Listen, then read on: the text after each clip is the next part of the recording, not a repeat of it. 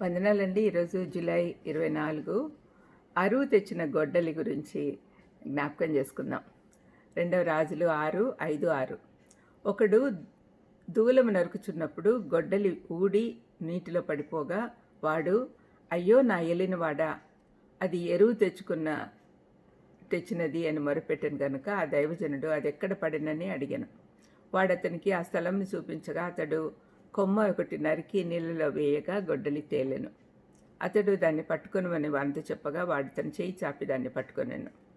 దేవుడు అనుదిన జీవితాల్లోని ప్రాముఖ్యత లేని సంఘటనల్లో కూడా తనపై నమ్మిక ఉంచిన వారికి దేవుడు కనికరం చూపి వారికి అవసరమైన వనరులు సమకూరుస్తాడు అనే విషయము తెలుపుటకై ఈ గొడ్డలి సంఘటన తేలడము గ్రంథస్థం చేయబడింది. ఈ సంఘటన ప్రతి విశ్వాసి జీవితానికి అతని పరిచర్యలో విజయాలలో దేవుని హస్తం ఉంటుంది అనే విషయం స్పష్టంగా తెలుపుతుంది. ఇక్కడ ప్రవక్త శిష్యులు అత్యాసక్తితో తమ పరిచర్య స్థలాన్ని విస్తారం చేయాలనే ఉద్దేశంతో బయలుదేరుతున్నట్టుగా కనపడుతుంది. ప్రవక్త యొక్క అనుమతి తీసుకొని నీరు లభ్యమయ్యే ప్రదేశంలో తమ నివాసం స్థిరపరచుకోవాలని ఆశించారు. అయితే వారు చేయాలనుకున్న పనికి కావాల్సిన సామర్థ్యత వారికి లేదు. పని గురించి ఏమీ తెలియదు. ఆ యవనస్తుల్లో ఒకడు తనకు పరికరాలు ఏ విధంగా ఉపయోగించుకోవాలో తెలియక కేవలం శరీరాన్ని ఎక్కువగా శ్రమ పెట్టుకొని తద్వారా గొడ్డలి మొదలు ఊడి నీళ్ళల్లో పడిపోయేటట్టు చేసుకున్నాడు. దానివల్ల పరిచర్య చేసే శక్తి కోల్పోయాడు.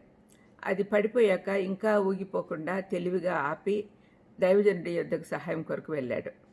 తన సొంత శక్తితో ముందుకు పోలేను అనే సంగతి తెలుసుకున్నాడు. పోగొట్టుకున్నది ఎలా తిరిగి పొందగలిగాడు అనే సంగతి ప్రవక్త ఇచ్చిన సమాధానం ద్వారా మనకు గొప్ప పాఠం నేర్చుకోవచ్చు. ప్రభు పరిచర్యలో పరిశుద్ధాత్మ ద్వారా అరువు తెచ్చుకున్న అభిషేకము పోగొట్టుకున్నప్పుడు ప్రవక్త అడిగినట్లు ఎక్కడ పడిపోయింది అని మనలను మనం ప్రశ్నించుకోవాలి. ఎలీషా ప్రవక్త గొడ్డలిలో మిగిలిన కర్రను తీసుకొని ఎక్కడ పడిందో అక్కడ పడేశాడు. వెంటనే అద్భుతం జరిగింది. ప్రకృతి సిద్ధమైన స్పందనకు వ్యతిరేకంగా గొడ్డలి ఈదుకుంటూ బయటకు వచ్చింది. దేవునికి అసాధ్యమైనది ఏది లేదు కదా. పరిచర్యలో ప్రభావితులంగా ఉండుట ఆగిపోతే మన శక్తి ఎక్కడ కోల్పోయామో అక్కడ తిరిగి వెళ్ళి మన తప్పు తెలుసుకొని ఒప్పుకొని శక్తి కోల్పోయిన కర్రను విసిరేసి మన ప్రార్థనా జీవితము వాక్య ధ్యానానికి తిరిగి వెళ్ళాలి. అప్పుడు అద్భుత రీతిగా కోల్పోయిన శక్తిని తిరిగి పొందుకుంటాం. అయితే ఎక్కడ పోగొట్టుకున్నాము అనే ప్రశ్న మనల్ని మనం వేసుకోవాలి. అప్పుడు మనం పోగొట్టుకున్న గొడ్డలి తేలియాడుతూ మన యుద్ధకు వస్తుంది.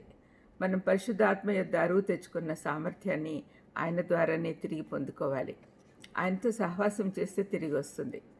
ఆత్మీయ ఆనందం పరిపూర్ణంగా కావాలి అంటే యేసయ్యకు ప్రథమ స్థానం ఇచ్చి ఇతరులకు రెండో స్థానం ఇచ్చి నీకు చివరి స్థానం ఇచ్చుకోవాలి.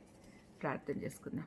దయమేడా ఏ విధంగా ఆ గొడ్డలిని తేలాడేటట్టు చేశారో అదేవిధంగా మేము పోగొట్టుకున్న మా సామర్థ్యాన్ని అరువు తెచ్చుకున్న తండ్రి పరిశుద్ధాత్మ ద్వారా అది తిరిగి మాకు పొందుకునేదానికి సహాయం చేయమని, ఎప్పుడైనా పోగొట్టుకున్నప్పుడు మీ సన్నిధికి వచ్చినప్పుడు మిమ్మల్ని అడిగినప్పుడు తప్పనిసరిగా మాకు దయచేయమని యేసుక్రీస్తు నామములో వేడుకొంచున్నాను తండ్రి. ఆమేన్. God bless you.